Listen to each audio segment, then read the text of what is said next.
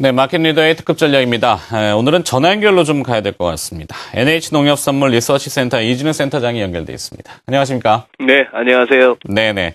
자, 지난주에 니케이가 좀 급변동을 줬고, 네. 급락을 했다는 표현이 사실은 맞는 것 같습니다. 하루에 1,000엔이 빠져버리면은 사실 급락이 맞죠. 오늘도 일본 니케이가 3%가 하락을 하고 있는데요. 네. 이 엔화가 강세 쪽으로 좀 기우는 듯한 움직임도 나타나고 있습니다. 자, 일본 증시를 평가하실 때 보시는 입장에서는 어떻습니까? 네, 말하자면은 아베노믹스요. 또 이렇게 BOJ 총재 구로다 하루이코가 제시한 이른바 질적, 양적 완화 정책. 2년 내 보는 통화를 2배 늘려서 물가 상승률이 연 2%에 달하는 세상이 오게끔 하겠다. 그럼에도 불구하고 물가는 2%씩 오르는 세상인데도 일본의 장기 금리, 즉 국채 수익률로 대표될 수 있는 장기 금리는 1% 미만에서 아주 안정적으로 묶어두겠다라고 하는 이 이율 배반적인, 쉽게 말해서 말이 안 되는, 경제를 아는 사람의 입에서 나올 수 있는 거라고는 할 수 없는 그런 정책들이 일본에서 시행되다가 4월 4일 날 구로다의 양적 완화 정책이 발표됐다고 본다면은 채 2달도 안 된 시점에 결국 시장의 역습을 받았다고 볼 수 있습니다. 한번 보내드린 차트를 먼저 한번 훑어보시자면요. 니케이 지수 일간 차트 한번 보시죠. 니케이 일간 차트 같은 경우에 지난주 주말 현재 지난주 목요일 날 1100포인트가 넘는 7.3%의 폭락 이후 그 다음 날 장중 전일 대비 3% 상승 갔다가 또 전일 대비 마이너스 3%까지 갔다는 얘기는 고점 대비 6%까지 빠졌다가 저렇게 간신히 21선을 갖다가 이렇게 지키는 정도에서 마감했습니다만, 오늘 현재 지금 441포인트, 460포인트 이런 식으로 지금 3.2% 가까이 추가 급락하면서 14,000포인트도 지금 이렇게 힘들어지는 그런 흐름이 왔습니다. 저 정도 다음 월간 차트를 한번 보여주시면요. 니케이 지수도 월간도 보시면은 결국 월간 차트를 한번 넘겨주십시오. 네. 어차피 저렇게 우하향하는 선을 꺼놨습니다만, 저 선에서 결국 걸리는 흐름이 되었고, 이른바 아베노믹스에 힘입어 저렇게 두터운 구름대도 뚫고 올라오는 강력한 추세서가 있었습니다만, 결국 시장이란 게 그러네요. 한번 접혔다 갈 레벨이 된 것 같고, 문제는 이제 저기서 만약에 기술적 조정이 아니고 저기서 고점 확인하고 다시 주저앉는 일본 증시가 된다면은 아베노믹스나 구로다의 그 양적 완화 정책은 완전한 실패라고 밖에는 볼 수 없습니다. 그런 흐름에 지금 이제 일본의 JGB 시장이 한번 또 보여주시면은, 지난주도 말씀을 드렸는데요. 일본 국채 선물 가격입니다. 차트를 한번 넘겨주시면은, 네, 저렇게 선물 가격이 급락하는 모습, 특히 오른쪽 캔들 끝에서 두 번째, 지난 목요일 날 5월 23일로 되어 있는 날 140.70 해서 이제 결국 140이라는 레벨도 무너진다 하는 얘기는, 저거는 금리로 치면은 지금 JGB 시장도 1%를 상회할 수 있는 그런 흐름으로 가고 있다는 얘기입니다. 저 대목에서 이제 구로다 총재가 거의 멘붕에 빠졌고, 사실은 구로다 총재의 앞뒤 안 맞는 이야기에, 그리고 연설 때마다 달라지는 정책 목표에 시장이 멘붕에 빠졌다가 그 시장의 역습으로 인해서 일본 당국이 지금 힘들어지는 그런 국면이고요. 다행스럽게도 디커플링 과정을 거치면서 남들 오를 때 못 올랐던 우리 증시이기 때문에 지난주 니케이의 7% 급락도 1%대 낙폭으로 막고, 지금도 나름대로 1960포인트가 기술적으로 지지력을 탄탄히 발휘하는 그런 흐름 가운데에 우리는 또 상승 증시가 그래도 상대적으로 견조한 흐름을 보이고 있고, 환율이 특히 이제 달러엔 환율이 니케이의 하락 반전과 더불어 달러엔도 강세로 돌면서 엔원 환율이 이렇게 급격하게 돌면서 지금 이제 자동차 주식을 비롯해서 좀 반등 시도에 나서는 그런 국면이 되었습니다.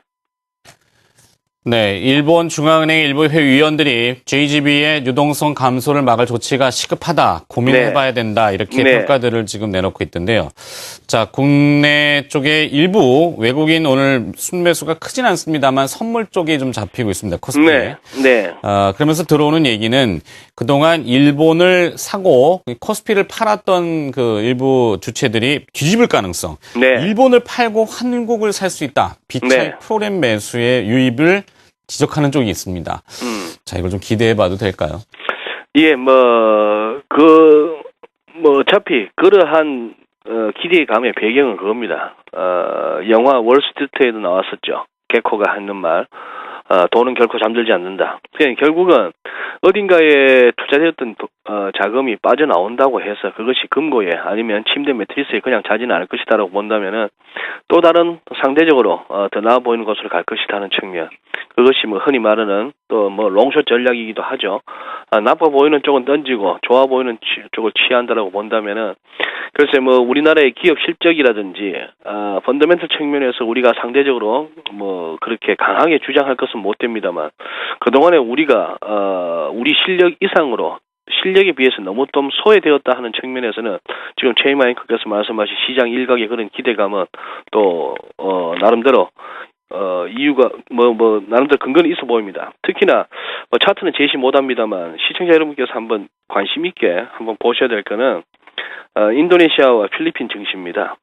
그 작은 시장에 최근 몇 년 동안 그야말로 엄청난 외국 자본이 유입되면서 겁나는 랠리를 펼쳤는데요. 휘지 못하고 올라가면은 결국은 부러질 수밖에 없는 시장의 속성으로 봤을 때 조만간에 이머징 쪽에 그동안 잘 나가던 이미 브릭스는 막 간 지 오래됐습니다만 필리핀이나 인도네시아 같은 경우도 언제 지금 이 아베노믹스의 후폭풍이 닥칠지 그런 부분을 염두에 두시면서 보시고 그런 측면에서는 뭐 우리 정신은 상대적인 어떤 혜택을 누릴 수 있는 그런 시기는 아닌가 싶습니다만 어차피 뭐 남들 올 때 못 올랐기 때문에 뭐 이러나 저러나 어버치나 멸치나 결과는 같은가 하는가 싶은 생각도 듭니다. 네. 자, 외신들의 이야기는 역시 우려 반, 기대 반. 네. 이렇게 반반이긴 합니다만 아베노믹스는 유지가 될 것이다라고 평가들은 아직까지는 하고 있는 것 같습니다. 네. 자, 이 단계별로 진행되는 거 아니겠습니까? 네. 이 아베노믹스가 유지되려면 세 개의 화살이 그대로 유지가 나가야 되는데 첫 번째 화살은 양적 완화, 통화 완화를 통해서 일단 부양을 시켜놓고 재정 집행을 또 늘리고 네. 그다음에 이제 기업들의 체질 개선을 하는 단계인데 이 3단계까지 가려면 첫 번째 단계부터 성공을 해야 되는데 지금 좀 왔다 갔다 하는 것 같습니다. 그렇죠. 네, 네. 그래도 일본 아니겠습니까? 어떻게 또 봐야 될까요? 좀 마무리 해주시면 좋겠습니다. 네. 결국 이번에 일본 금융시장의 혼란의 그 근원 배경은 우리가 지난주에 다루셨겠지만 연준 쪽에서 흘러나오는 QE 축소 가능성 때문입니다. 결국 연준은 계속해서 이런저런 매파 혹은 비둘기파로 분류되던 위원들이 각자의 그 색깔을 갖다가 달리하면서 이 말 저 말을 하기도 하고 은행처장도 기회 있을 때마다 연준의 어떤 QE가 앞으로 마냥 늘기보다는 줄어들 수도 있다는 쪽으로 시장을 조금씩 이제 준비시키는데요. 이런 부분으로부터 출발한 것이 일본 시장에 또 영향을 줬고 특히 일본은 연준처럼 이렇게 시장과의 소통에 있어서 그렇게 세련됐다고 보지 않고 있습니다. 지난번 4월 4일 비유하자면은 그야말로 한꺼번에 홀랑 다 벗었는데요. 그런 식으로 이렇게 내놓는 구로다의 정책 대응도 좀 미숙한 면이 있었고 시장에 대해서 이런 식으로 장기금리가 오를 줄 몰랐다라고 얘기함으로써 시장으로 하여금 더욱더 당혹스럽게 만드는 그 어떤 시장과의 커뮤니케이션 스킬도 그렇고 BOJ 일본이라고 해서 그렇게 대단할 거 없습니다. 우리 가끔씩 한국에서 우리 정책 당국들이 시장에 대응하는 모습을 보다 보면 좀 이렇게 걱정스러울 때가 있듯이 저기도 똑같다고 보시면 될 거예요. 그냥 지시와 보고 이런 쪽에 익숙한 사람들, 내가 한마디 하고 내가 뭐라 하면 시장이 따라오겠거니라고 생각하는 사람들 지금 많이 놀라고 힘들어할 겁니다. 예. 네. 자, 언제나 조용할 날 없는 금융시장입니다. 또 일본에 그러네요. 대한 이야기 네. 나눠봤고요. 마켓 리더의 특급 전략이었습니다. NH농협선물 리서치센터의 이진우 센터장이 오늘 전화 연결로 또 수고를 해주셨습니다. 고맙습니다. 네, 수고하셨습니다.